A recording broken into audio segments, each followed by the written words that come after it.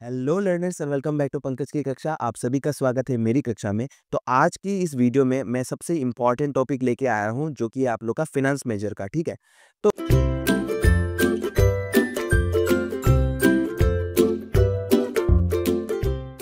BCom third semester में आप लोग का 3 कोर पेपर्स है। ठीक है, मतलब 3 पेपर आप लोग का 60 मार्क्स का होगा, जो कि आप लोग का क्या क्या है। पहला हो गया बिजनेस लॉ, ठीक है। फिर है आप लोग का एंटरप्रेन्योरशिप, जिसका मैंने ऑलरेडी वीडियो बना दिया है, आप लोग को वो वीडियो देखना ही है। और इसके बाद आज हम लोग डिस्कस करने वाले हैं फिनेंस मेजर, जो कि आप लोग का बैंकिंग सब्जेक्ट का मोस्ट इंपॉर्टेंट टॉपिक। और आप लोगों का जो एडवांस फाइनेंशियल अकाउंटिंग हो गया, या फिर आप लोग का एचआरएम हो गया, या फिर आप लोग का एडवर्टाइजिंग हो गया, वो आप लोग का पेपर्स होने वाला है कोर पेपर पे। ठीक है, तो मैंने आज आप लोग के लिए फिनांस मेजर का जितना भी इम्पोर्टेंट क्वेश्चन है, जो आप लोग का बैंकिंग जो पेपर है, उसका इम्पोर्टेंट क्वेश्चंस लेके आया हूँ, क्योंकि इस वीडियो का रिक्वेस्ट सबसे ज़्यादा कमेंट आए हैं। ठीक है, I know advance financial accounting के बहुत सारे स्टूडेंट्स होंगे, लेकिन बैंकिंग वालों ने बहुत सारे कमेंट किया है, तो बैंकिंग वालों के लिए मैंने पहले वीडियो बना दिया है। ठीक है, और लास्ट वीडियो में मैंने एक गलत चीज़ बोल दिया था, जो कि आप लोग का बिजनेस स्टैटिस्टिक्स का जो पेपर है, वो आप लोग का 45 मार्क्स का होगा। ठीक है, वो एमडीसी पेपर है, तो वो आप लोग का 45 मार्क्स का होगा, तो और चीज़ आप कंसीडर कर लेना। ठीक है, तो टाइम वेस्ट किए जल्दी चले जाते हैं सिलेबस पे। तो एक चीज़ का ध्यान आप लोग को देना है, जब भी आप लोग पढ़ने बैठो ना, आप लोग को आपका सिलेबस जो है उसको प्रिंट फॉर्म में रखना पड़ेगा। ठीक है, अगर प्रिंट नहीं कर सकते हो तो सिलेबस खुद के पेन से लिख दो। ठीक है, लिख के रखना पड़ेगा, क्योंकि सिलेबस से ही क्वेश्चन आएगा। ठीक है, तो देखो यूनिट 1 है आप लोग का इंट्रोडक्शन टू बैंकिंग वगैरह वगैरह है। फिर यूनिट नंबर 2 में आप लोग का कस्टमर रिलेशनशिप वगैरह है। यूनिट नंबर 3 पे एम्प्लॉयमेंट ऑफ बैंक फंड्स वगैरह वगैरह है का। यूनिट 4 में नेगोशिएबल इंस्ट्रूमेंट है। और एक चीज़ क्या है ना, फिनेंस वालों के लिए फ़ायदा है, यहाँ पे आप लोग का नेगोशिएबल इंस्ट्रूमेंट है, आप लोग का बिजनेस लॉ में भी नेगोशिएबल इंस्ट्रूमेंट है, तो आप लोग अगर एक बार पढ़ लोगे तो दोनों के लिए हो जाएगा। ठीक है, फिर यूनिट नंबर 5 है, ठीक है, बैंकिंग रेगुलेशन एक्ट वगैरह वगैरह। ठीक है, अभी देखो हम लोग डायरेक्टली चले जाते हैं यूनिट नंबर 1 में। यूनिट 1 में आप लोग को क्या-क्या देखना है, देखो जल्दी-जल्दी बताता जाऊँगा, आप लोग नोट कीजिए या फिर स्क्रीनशॉट ले लीजिए। ठीक है, मुझे पता है आप लोग बहुत आलसी हो, आप लोग लिखोगे तो नहीं, तो स्क्रीनशॉट ही ले लेना। ठीक है, तो देखो पहला सबसे इम्पोर्टेंट क्वेश्चन आप लोग का इस यूनिट से है, जो कि आप लोग का बैंक का मीनिंग, उसका फीचर्स, उसका फंक्शंस और उसका टाइप्स, वो अच्छे से आपको पढ़ के जाना है। स्पेशली आप लोग को टाइप्स जो है वो अच्छे से पढ़ के जाना पड़ेगा। ठीक है, फिर सबसे इम्पोर्टेंट क्वेश्चन जो इस यूनिट से बनता है, वो है आप लोग का evolution of banking in India. ये क्वेश्चन जो है ये भी बहुत ही इंपॉर्टेंट है, तो आपको ये भी अच्छे से पढ़ के जाना पड़ेगा। फिर आप लोग का क्या है नेक्स्ट क्वेश्चन, क्वेश्चन नंबर 3, जो कि आप लोग का structure of commercial bank in India. ये टॉपिक भी अच्छे से आपको प्रिपेयर करना पड़ेगा। उसके बाद ये 2 क्वेश्चन से एक क्वेश्चन तो एग्जाम में बनना ही चाहिए। ठीक है, अगर मैं क्वेश्चन पेपर बनाता आप लोग का, तो यहाँ से ये क्वेश्चन नंबर 4 और 5 से एक क्वेश्चन तो पक्का देता, जो कि है आप लोग का क्या, देखो क्वेश्चन नंबर 4 है आप लोग का difference between schedule bank and non schedule banks. या फिर आप लोग का question number 5, that is difference between public sector bank and private sector bank. ठीक है, उसके बाद देखो क्वेश्चन नंबर 6 क्या है आप लोग का, role of commercial banks in economic development. ये क्वेश्चन भी बहुत ही इंपॉर्टेंट है, ये भी आप लोग को अच्छे से पढ़ के जाना पड़ेगा। ठीक है, वीडियो बनाने का मेरा मेन मोटिव यही है ना, कि आप लोग पढ़ो। ठीक है, देखो मैं सब कुछ करूंगा, आप लोग के लिए इंपॉर्टेंट क्वेश्चन बना के दूंगा, आप लोग के लिए नोट्स भी दूंगा, लेकिन पढ़ाई आप लोग को खुद करना पड़ेगा। ठीक है, खुद तो देखो मैंने आप लोग के लिए जो इंपॉर्टेंट क्वेश्चंस बनाए हैं ना, टॉपिक से डायरेक्टली क्वेश्चन मैं आप लोग को बता रहा हूँ, तो आप लोग को भी किताब खोल के पढ़ना पड़ेगा। ठीक है, देखो एग्जाम के बाद अगर आप लोग आके बोलोगे सर पढ़ लेते तो हो जाता, ये रिग्रेट नहीं चाहिए। ठीक है, ये होना चाहिए कि सर आपका वीडियो देखा था, टॉपिक्स पढ़े थे, कॉन्सेप्ट समझ में आया था और रिजल्ट अच्छा हुआ। ठीक है, एग्जाम अच्छा गया, रिजल्ट का छोड़ो, एग्जाम अच्छा दे के आना है। ठीक है, फोड़ के आना है एग्जाम, ये चीज का आप लोग को ध्यान देना पड़ेगा। चम्मच से मैं लाके दूंगा खाना, लेकिन अगर आप लोग मुंह नहीं खोलोगे तो खिलाऊंगा कैसे, राइट? स्पून फीड तो मैं कर ही रहा हूँ। ठीक है, तो वो चीज आप लोग को ध्यान देना पड़ेगा। ठीक है, तो देखो डायरेक्टली बहुत सारा ज्ञान हो गया, डायरेक्टली चले जाते हैं क्वेश्चन नंबर 7 पे, जो कि आप लोग का क्या है, देखो ई बैंकिंग का मीनिंग, उसका फीचर्स, फंक्शंस, उसका मेरिट्स और उसका डीमेरिट्स। ठीक है, उसके बाद एटीएम, ठीक है, ऑटोमेटेड टेलर मशीन, जो कि आप लोग का उसका क्या क्या देखना है, उसका मीनिंग, उसका फंक्शंस, उसका कंपोनेंट्स, उसका मेरिट्स और उसका डीमेरिट्स। ठीक है, अगर आप लोग 5-5 पॉइंट्स भी पढ़ोगे तो वो मोर देन एनफ है। उसके बाद आप लोग का क्वेश्चन देखो क्या है, डेबिट कार्ड का आप लोग को क्या-क्या देखना है, उसका मीनिंग, उसका कंपोनेंट्स, उसका डिफरेंट टाइप्स, ये बहुत ही इंपॉर्टेंट है। फिर उसका मेरिट्स और उसका डीमेरिट्स, ठीक है? उसके बाद देखो नेक्स्ट क्वेश्चन क्या है आप लोग का, सेम डेबिट कार्ड पढ़ लिया, अभी क्रेडिट कार्ड। क्रेडिट कार्ड का आप लोग को क्या-क्या पढ़ना है देखो, उसका मीनिंग, उसका फीचर्स, उसका मेरिट्स और उसका डीमेरिट्स, ठीक है? और एक क्वेश्चन बन सकता है जो कि आप लोग का difference between credit card and आप लोग का डेबिट कार्ड, वो अच्छे से आपको पढ़ के जाना है। उसके बाद देखो नेक्स्ट क्वेश्चन क्या बन सकता है, फ़ोन बैंकिंग जो होता है, मोबाइल बैंकिंग भी बोल सकते हो उसको, उसमें क्या-क्या पढ़ के जाना है आपको, उसका मीनिंग, उसका मेरिट्स और उसका डीमेरिट्स, ठीक है? Same goes for what? Internet banking also. Internet banking का भी आपको क्या-क्या पढ़ के जाना है, उसका मीनिंग, उसका मेरिट्स, फिर उसका डीमेरिट्स, ठीक है?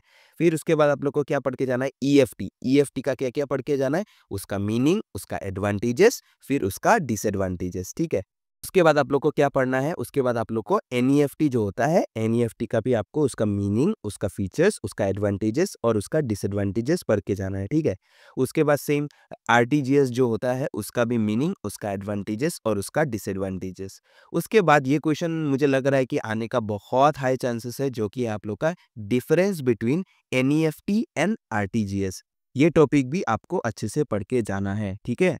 जितने भी क्वेश्चन मैंने बताए हैं या फिर आगे जितने भी क्वेश्चन बनाऊंगा उसका पूरा नोट्स मैं आप लोग को देने वाला हूं, ठीक है?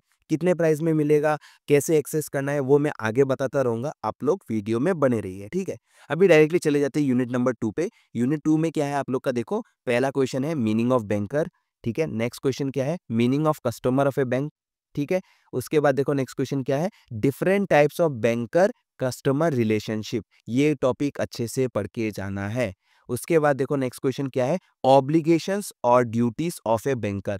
बैंकर का क्या ऑब्लिगेशंस होता है या फिर ड्यूटीज होता है, वो आपको अच्छे से पढ़ के जाना पड़ेगा।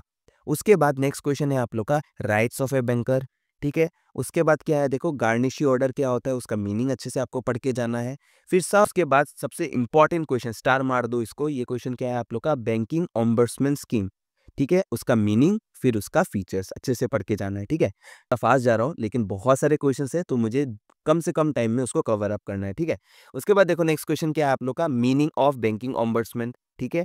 उसके बाद देखो क्या है, types of complaint settled bye banking ombudsman, वो अच्छे से पढ़ के जाना है। Procedure for filing complain before the what, banking ombudsman, ये बहुत ही इंपॉर्टेंट है। फिर नेक्स्ट क्या है आप लोग का, reasons for complaint rejections by banking ombudsman, ये अच्छे से पढ़ के जाना है। फिर क्या है आप लोग का, बैंक अकाउंट, उसका मीनिंग, उसका डिफरेंट टाइप्स, ठीक है? बैंकिंग का क्वेश्चंस बहुत इजी आएंगे, ठीक है? तो इतना टेंशन नहीं लेना है, ठीक है? उसके बाद देखो क्या है, importance of opening A bank account, ये अच्छे से पढ़ के जाना है। फिर क्या है देखो, सेविंग्स अकाउंट और करंट अकाउंट का सब क्या क्या पढ़ के जाना है, उसका मीनिंग, उसका फीचर्स, उसका एडवांटेजेस, फिर उसका डिसएडवांटेजेस, ठीक है? उसके बाद same goes for fixed deposit account, उसका भी मीनिंग, फीचर्स, एडवांटेजेस और डिसएडवांटेजेस, ठीक है? उसके बाद सेम रिकरिंग डिपॉजिट अकाउंट का भी क्या क्या पढ़ के जाना है, मीनिंग, फीचर्स, एडवांटेजेस और डिसएडवांटेजेस, ठीक है? अब देखो नेक्स्ट क्वेश्चन क्या है, question number 18, that is difference between savings deposit account and current deposit account, ये अच्छे से पढ़ के जाना है। फिर नेक्स्ट क्या है आप लोग का, difference between savings deposit account and fixed deposit account, ये अच्छे से पढ़ के जाना है। नेक्स्ट क्वेश्चन क्या है, procedure of opening current and savings bank account, ठीक है? उसके बाद नेक्स्ट क्वेश्चन क्या है, शॉर्ट नोट पढ़ के जाना है, ठीक है? शॉर्ट नोट एक ना एक तो आएगा ही पक्का एग्जाम में, जो कि क्या हो सकता है देखो, पे इन स्लिप का शॉर्ट नोट या फिर आप लोग का पासबुक का शॉर्ट नोट या फिर आप लोग का चेक बुक का शॉर्ट नोट अच्छे से पढ़ के जाना है, ठीक है? उसके बाद देखो सबसे important NRI account, NRI account से आपको क्या क्या पढ़ के जाना है, उसका मीनिंग, उसका डिफरेंट टाइप्स, ठीक है? फिर आपको क्या क्या पढ़ के जाना है, उसका फीचर्स ऑफ ईच टाइप, ठीक है? सब जो टाइप होंगे आप लोग का एनआरआई अकाउंट में, उसका इंडिविजुअली फीचर्स आपको पढ़ के जाना पड़ेगा, ठीक है? फिर इसके बाद नेक्स्ट क्वेश्चन क्या है आप लोग का, comparison between NRE account and NRO account and FCNR account, ठीक है? उसके बाद नेक्स्ट क्वेश्चन क्या है, eligibility criteria and documents required for opening NRI account, ये अच्छे से पढ़ के जाना है। फिर नेक्स्ट क्या है आप लोग का, एडवांटेजेस ऑफ एनआरआई अकाउंट, ये अच्छे से पढ़ के जाना है। फिर नेक्स्ट क्या है आप लोग का, short notes on KYC guidelines, KYC guidelines क्या क्या होता है, वो आपको एक शॉर्ट नोट प्रिपेयर करके जाना पड़ेगा। उसके बाद नेक्स्ट क्या है आप लोग का, precautions taken bye banker while opening bank account for minor, फिर आप लोग का illiterate person, joint account, partnership firm या फिर कंपनी, मतलब इंडिविजुअल क्वेश्चन आएगा, ठीक है? डायरेक्टली इतना बड़ा क्वेश्चन तो आएगा नहीं, आप लोग को इंडिविजुअली 5 मार्क का प्रिपेयर करना है, ये जितना भी मैंने अभी बताया है प्रिकॉशंस का, तो हो जाएगा, ठीक है। तो देखो आप लोग अभी बोलोगे सर इतने सारे क्वेश्चंस है, कैसे पढ़ेंगे कैसे पढ़ेंगे? तो देखो आप लोग बुक खोलोगे ना, मैं बोल के दे रहा हूँ, बुक खोलोगे तो कंफ्यूज हो जाओगे कि क्या पढ़ के जाना है, कौन सा टॉपिक पढ़ के जाना है, क्या नहीं। उसके लिए ही मैंने आप लोग के लिए पूरा टॉपिक्स या फिर बोल सकते हो डायरेक्टली क्वेश्चंस मैं आप लोग को बता रहा हूँ, जहाँ से आप लोग को क्वेश्चंस मिलेगा ही मिलेगा। बीकॉम सेकेंड सेमेस्टर में आप लोग को मिला है, थर्ड सेमेस्टर में भी आप लोग को कॉमन मिलेगा, ये मेरा दावा है, ठीक है। और अभी मैं आप लोग को एक चीज़ बता देता हूँ कि अगर आप लोग को नोट्स चाहिए, ठीक है, मैं कभी नहीं बोलूँगा कि आप लोग बुक्स को प्रेफ़र नहीं करके मेरा नोट्स प्रेफ़र करो, ये मैं कभी नहीं बोलूँगा क्योंकि books are the best source of knowledge. मैंने भी बुक से पढ़ के ही सीखा है, ठीक है। नो डाउट मे बी आप लोग का जनरेशन गैप आप लोग का और मेरा ज़्यादा है नहीं, मैंने भी आप लोग का बुक्स पढ़ा है। सबसे इम्पोर्टेंट जो मेरे स्टूडेंट लाइफ में था वो था बुक्स। मैंने बुक्स पढ़ा है, बुक्स से ही मेरा नोट्स बनाया है और वही नोट्स मैं आप लोग को दे रहा हूँ। ऐसा नहीं है कि मैंने दूसरा का नोट्स ला दिया, मैंने अपने टाइम का जितना भी नोट्स है, अभी फिर मैंने उसका अपडेटेड वर्ज़न या फिर कुछ नया आया है, उसको ऐड ऑन करके ही मैं आप लोग के लिए नोट्स दे रहा हूँ। राइट, जितने भी वर्डिंग होते हैं या फिर जितना मेरा एक्सपीरियंस है अभी कि मुझे पता है अच्छा ये टॉपिक को अगर ऐसे मैं आप लोग को बोलूँगा, ऐसे नोट्स दूँगा तो आप लोग के लिए ईज़ी होगा। क्योंकि मुझे पता है ना कि अभी के जनरेशन के लिए उनको नोट्स कैसा चाहिए। इसीलिए जो लोग मुझसे नोट्स ले रहे हैं, उनको पता है कि notes are in very, very easy language. एक बार रीडिंग करोगे आप लोग को याद होगा ही होगा। ठीक है? तो थोड़ा टाइम तो देना पड़ेगा, ठीक है? पढ़ाई में भी टाइम देना पड़ता है, हर एक चीज़ में टाइम देना पड़ता है। कोई भी स्किल सीखोगे उसमें भी टाइम देना पड़ता है, पढ़ाई में भी टाइम देना पड़ता है, फैमिली को भी टाइम देना पड़ता है, स्पोर्ट्स को भी टाइम देना पड़ता है। सबसे इम्पोर्टेंट जो आप लोग अपने रिलेशनशिप, ठीक है? वो वाला रिलेशनशिप नहीं जो आप लोग सोच रहे हो, अपना ब्रदर एंड सिस्टर वाला रिलेशनशिप जो है, फैमिली, पेरेंट्स के साथ जो रिलेशनशिप है, उसमें भी टाइम देना पड़ता है, वरना चीज़ें खराब हो जाती है। ठीक है? अनलेस एंड अंटिल वो आप लोग का दोस्ती वाला रिलेशनशिप है, ठीक है? उस पे कोई फ़र्क नहीं पड़ता है। एनीवेज़ तो देखो अगर आप लोग को नोट्स चाहिए सिंपल चीज़ है, आप लोग को क्या करना है यहाँ पे जो चैनल है, उस चैनल में आप लोग को व्हाट्सएप कम्युनिटी का लिंक मिल जाएगा या वीडियो के डिस्क्रिप्शन में भी मिल जाएगा। वहाँ पे जाइए, आप लोग को वहाँ से मेरा नंबर मिल जाएगा, वहाँ पे आप लोग मैसेज कीजिए एंड आपको 2 से 3 आवर्स में आप लोग को आपका नोट्स मिल जाएगा। तो देखो नोट्स आप लोग को कितने प्राइस में मिलेगा? देखो एक स्टूडेंट ने मुझे उस दिन कमेंट भी किया था, "सर आपको मोमो से क्या प्रॉब्लम है? हमेशा मोमो का एग्ज़ाम्पल देते हो।" देखो मैं खुद मोमो कंज़्यूम करता हूँ ना, तो मुझे पता है, मुझे डिफरेंट-डिफरेंट जगह के मोमो ट्राई करना बहुत पसंद है। That's why I give an example कि आपको अगर एक सब्जेक्ट चाहिए, सिर्फ़ बैंकिंग चाहिए या फिर फाइनेंस जो सब्जेक्ट है, तो आपको वो ₹80 में मिलेगा, ठीक है? Which is less than the price of A momo plate, ठीक है? लेकिन अगर आप लोग कॉम्बो लेते हो, अगर एनी 5 सब्जेक्ट जहाँ पे ये जो स्क्रीन में दिख रहा है, कोई भी 5 सब्जेक्ट लेते हो, वो आप लोग को ₹250 में मिलेगा और एल्स अगर आप लोग कोई भी 4 सब्जेक्ट भी लेते हो, वो आपको ₹200 में मिलेगा, ठीक है?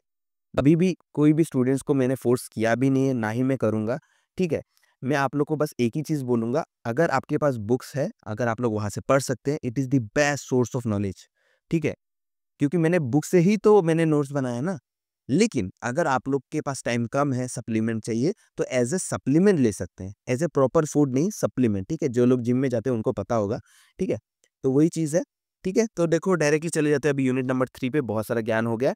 देखो क्या है, question number 1 that is meaning of employment of bank funds, वो अच्छे से पढ़ के जाना है। फिर सबसे इम्पोर्टेंट इसको स्टार मार्क करो, meaning of liquidity and liquid assets, ठीक है?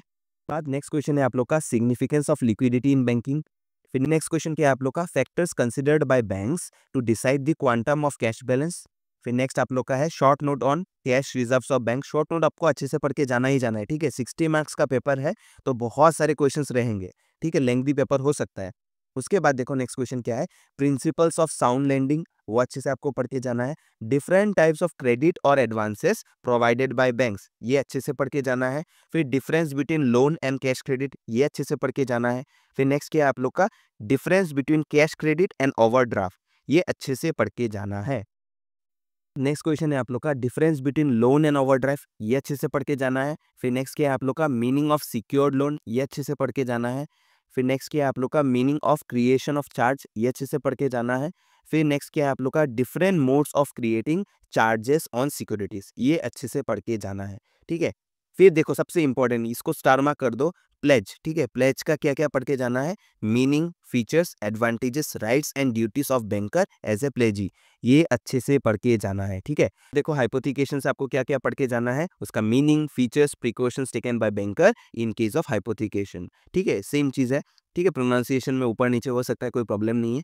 उसके बाद देखो नेक्स्ट क्या है आप लोग का मॉर्गेज। मॉर्गेज से भी आप लोग को सेम पढ़ के जाना है, उसका meaning, features, different types of mortgages, rights of mortgagor, rights of mortgagee, ये अच्छे से पढ़ के जाना है। ठीक है, इसको भी स्टार मार्क कर दो, ये भी बहुत ही इंपॉर्टेंट है। उसके बाद देखो नेक्स्ट क्वेश्चन क्या है, differentiate between pledge, hypothecation and mortgage, ये अच्छे से पढ़ के जाना है। फिर देखो शॉर्ट नोट है, शॉर्ट नोट क्या चीज का है, देखो short note on collateral security.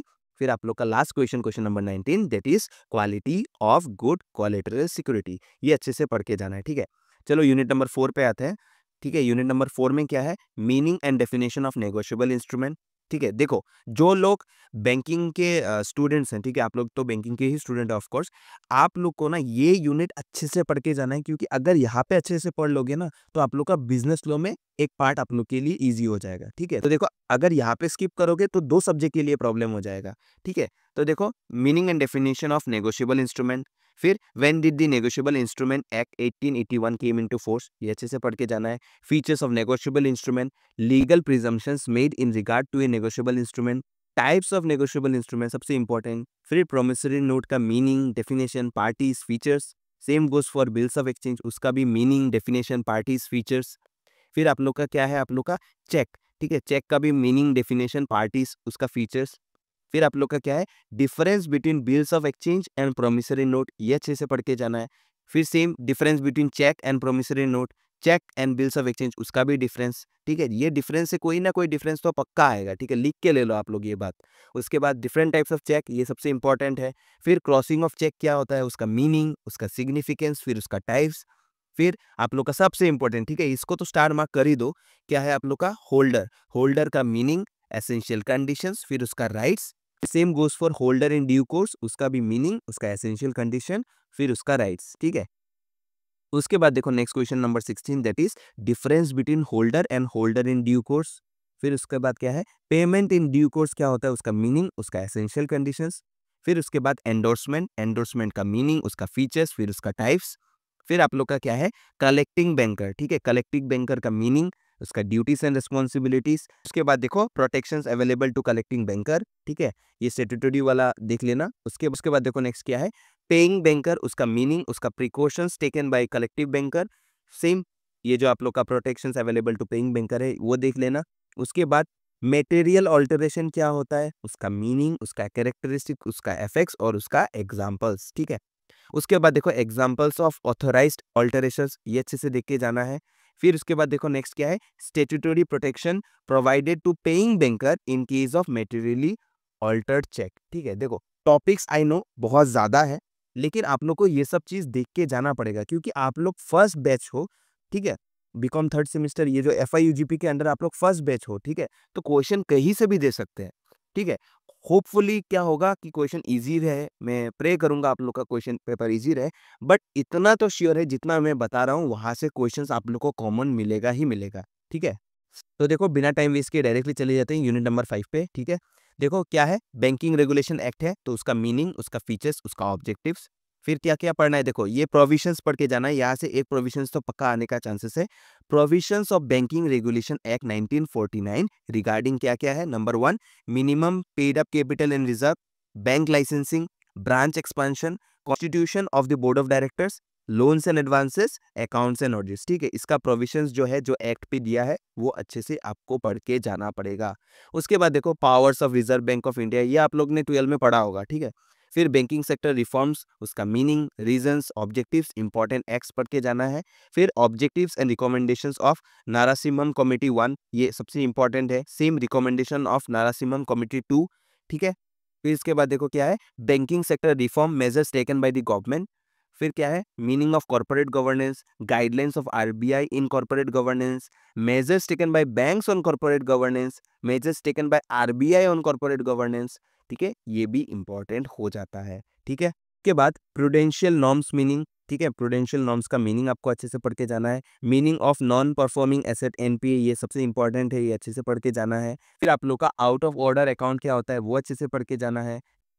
फिर उसके बाद इनकम रिकॉग्निशन जो होता है उसका मीनिंग, उसका गाइडलाइंस, ठीक है, वो अच्छे से पढ़ के जाना है, ठीक है। फिर different types of bank assets क्या होता है, guidelines of RBI on asset classification, ये अच्छे से पढ़ के जाना है। फिर कैपिटल एडिक्वेसी नॉर्म्स और बेसल कमिटी जो होता है उसका मीनिंग, फिर किसने डेवलप किया था, ठीक है, फिर गाइडलाइंस ऑफ आरबीआई, ठीक है, ये अच्छे से पढ़ के जाना है। फिर सबसे इंपॉर्टेंट, ठीक है, ये हम लोग का जब मास्टर्स में जाओगे ना, ये टॉपिक तो बहुत क्वेश्चन आता है, इवन टीचिंग प्रोफेशन में भी ये क्वेश्चन तो हमेशा पूछा जाता है, क्या है आप लोग का difference between Basel 1, Basel 2 and Basel 3, ठीक है। इतना टफ तो नहीं देंगे बट स्टिल आपको एक रफ आइडिया लेके जाना पड़ेगा, ठीक है। उसके बाद लास्ट 3 क्वेश्चन है, देखो क्या है, meaning of capital to risk weighted assets ratio और CRAR अच्छे से पढ़ के जाना है, ठीक है। उसके बाद meaning of tyre 1 capital and tyre 2 capital. फिर लास्ट क्वेश्चन जो कि आप लोग का मीनिंग ऑफ क्रेडिट रिस्क या फिर market risk and operational risk, ठीक है। सो यहाँ पे हम लोग समाप्ति होता है हम लोग का बैंकिंग, जो कि आप लोग का फिनांस मेजर का most important topics. I know बहुत सारे क्वेश्चंस थे, लेकिन आप लोग को एक आइडिया मिल गया होगा कि क्या क्या क्वेश्चंस एग्जाम में आ सकते हैं, ठीक है। अगर आप लोग को नोट्स चाहिए तो आप लोग को जो प्रोसेस मैंने वीडियो में बताया है, आप लोग आराम से उसको फॉलो करके मुझसे कांटेक्ट कीजिए, ठीक है। और आप लोग को देखो, इतना एफर्ट्स मैं कर रहा हूँ ना, मेरे पर्सनल भी बहुत सारे काम हैं, लेकिन उसको छोड़ के भी मैं आप लोग का कमेंट्स पढ़ रहा हूँ, आप लोग के लिए वीडियो बना रहा हूँ। तो आप लोग को बस एक मदद करना है, आप लोग को चैनल सब्सक्राइब करना है। तो इतना सपोर्ट तो आप लोग कर ही सकते हो, और इतना वीडियो देख लिया तो एक लाइक कर दो, ठीक है। कॉमर्स के स्टूडेंट हो, मुझे पता है कंजूस रहते हैं कॉमर्स के स्टूडेंट्स, इवन मैं कॉमर्स का स्टूडेंट रह चुका हूँ, ठीक है। तो वीडियो में थोड़ा सा लाइक करो, ठीक है, लाइक करो, और वीडियो को थोड़ा लाइक करो, चैनल को सब्सक्राइब करो, और अपने दोस्तों को भेजो जो लोग अभी तक पढ़ाई जिन्होंने स्टार्ट नहीं किया है, कि थोड़ा भेजो, तो थोड़ा देख के उनका आंखें खुल जाए कि इतने सारे क्वेश्चन है जो पढ़ने पड़ेंगे, ठीक है। तो चैनल पे बने रहने के लिए धन्यवाद, एंड आप लोग का एग्जाम बहुत अच्छा होगा, all the very best. And आप लोग को पता है आप लोग को क्या करना है, आप लोग को अपना कलम, किताब और फोन लेके हाजिर हो जाना है। धन्यवाद।